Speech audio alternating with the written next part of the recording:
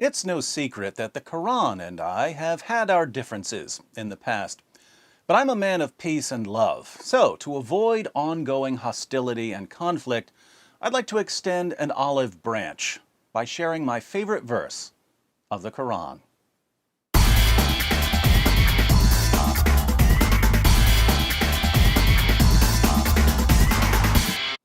You might think that my favorite Quran verse is the verse I quote most frequently, Surah 9 verse 29, where Allah commands Muslims to violently subjugate Jews and Christians.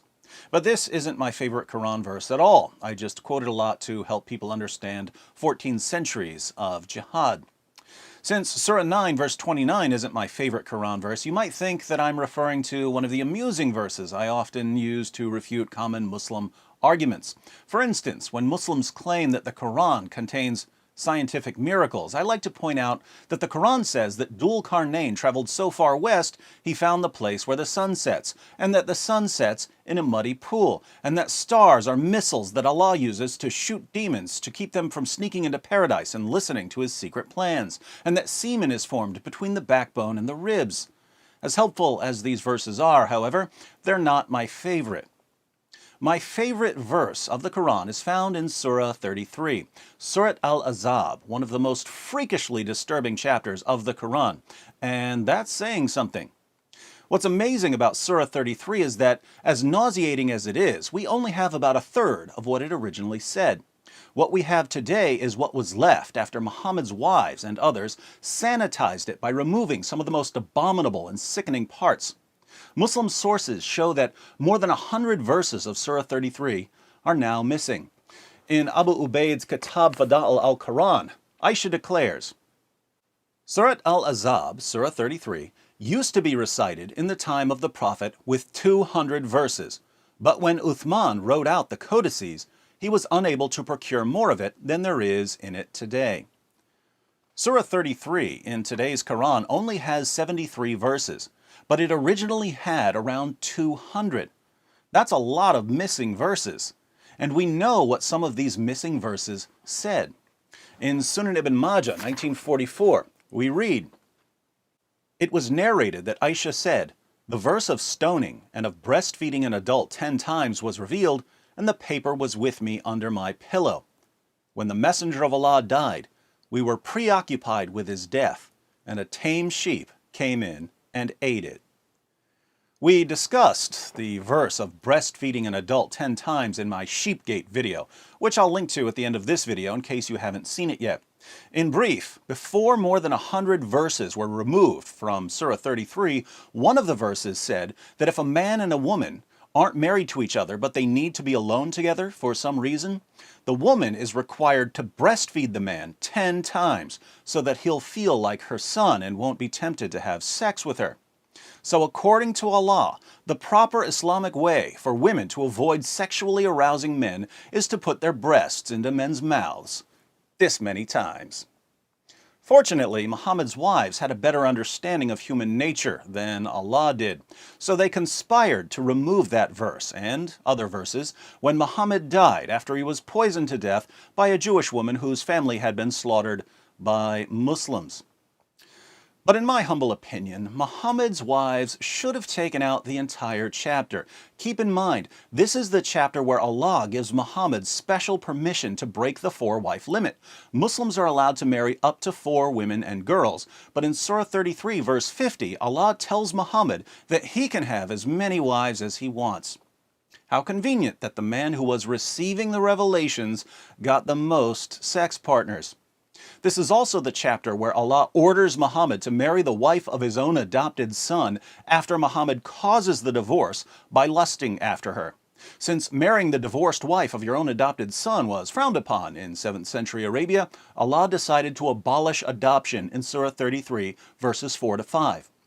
Adoption, of course, is one of the most loving, humane practices in human history, and Allah abolishes it so that Muhammad can have the wife of his own adopted son. Anywho, this utterly detestable chapter is the chapter that contains my favorite Quran verse. My favorite verse of the Quran is Surah 33, verse 53. Surah 33, verse 53 is my favorite verse because it shows beyond any rational doubt what the Quran really is. The historical background of the verse is that Muhammad would sometimes invite people to one of his many houses for dinner. But people would show up early or stay late because they wanted to talk to him and ask him questions. Muhammad didn't want these people hanging around, but he was too shy to tell them that they were annoying him. That's when Allah stepped in and revealed Surah 33, verse 53. O you who believe, enter not the Prophet's houses unless permission is given to you for a meal, and then not so early as to wait for its preparation. But when you are invited, enter, and when you have taken your meal, disperse without sitting for a talk. Verily, such behavior annoys the Prophet, and he is shy of asking you to go. But Allah is not shy of telling you the truth. And when you ask his wives for anything you want, ask them from behind a screen that is purer for your hearts and for their hearts. And it is not right for you that you should annoy Allah's messenger, nor that you should ever marry his wives after him, i.e., after his death. Verily, with Allah, that shall be an enormity. Now, think about this. Muhammad doesn't like people showing up early for dinner or hanging out afterwards. He's a busy man, and Islam's most trusted sources say that he liked to have sex with all 9 of his wives on the same night, as we read in Sahih al-Bukhari, number 5068. Narrated Anas, the Prophet used to go around, have sexual relations with all his wives in one night, and he had 9 wives. Sahih al-Bukhari, number 5215.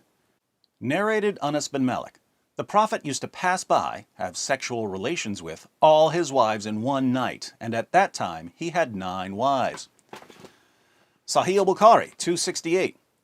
Narrated Qatada, Anas bin Malik said, the Prophet used to visit all his wives in a round, during the day and night, and they were 11 in number.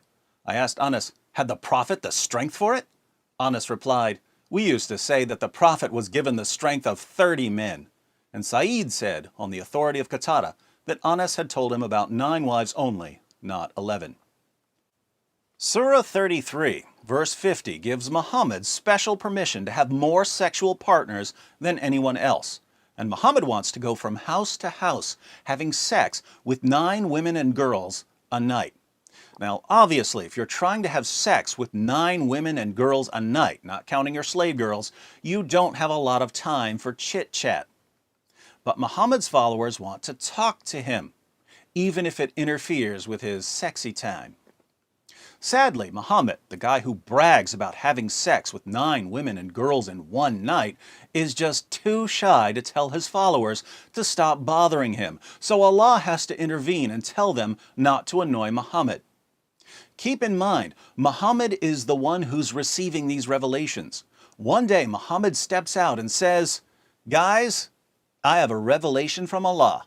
This is Allah talking, not me. I wouldn't say any of this, but Allah will. Remember just 3 verses ago when Allah gave me and me alone the right to have more sexual partners than any of you gullible stooges? Well, now Allah wants you to stop coming over to my house early, and He wants you to leave as soon as dinner's over. Again, I wouldn't say any of this. I'm just too shy. But Allah's not shy. He wants all of you to stop annoying me, stop talking me to death, stop asking me questions when I've got better things to do than spend my evenings with people who are too stupid to see what's going on here.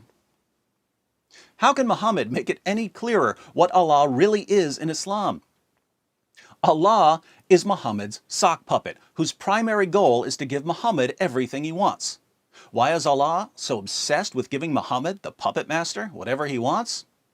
Because Allah's a sock puppet, and that's what sock puppets do. You Muslims bow down 5 times per day to Muhammad's sock puppet. And when we ask how you can possibly believe that this is the true religion, you say ridiculous things like, oh, the Quran's been perfectly preserved, and the Quran's filled with scientific miracles. Why do you say these things? Is it because you've studied the Quran and its history?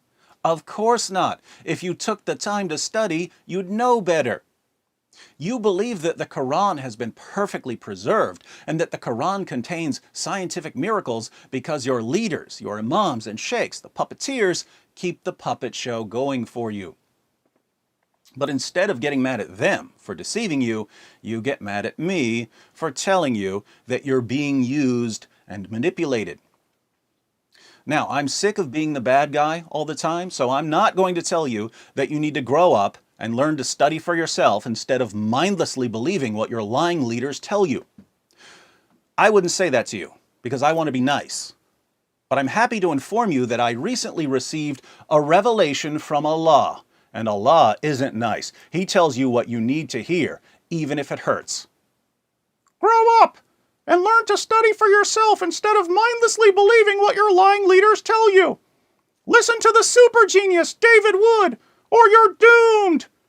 And be sure to watch this video about Muhammad's wives conspiring to remove parts of the Quran.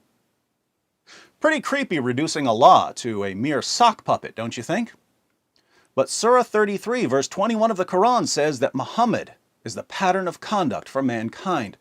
So if Muhammad treated Allah like his personal sock puppet, and Muhammad is the pattern of conduct for mankind, the only way we can avoid treating Allah like this is to reject Islam.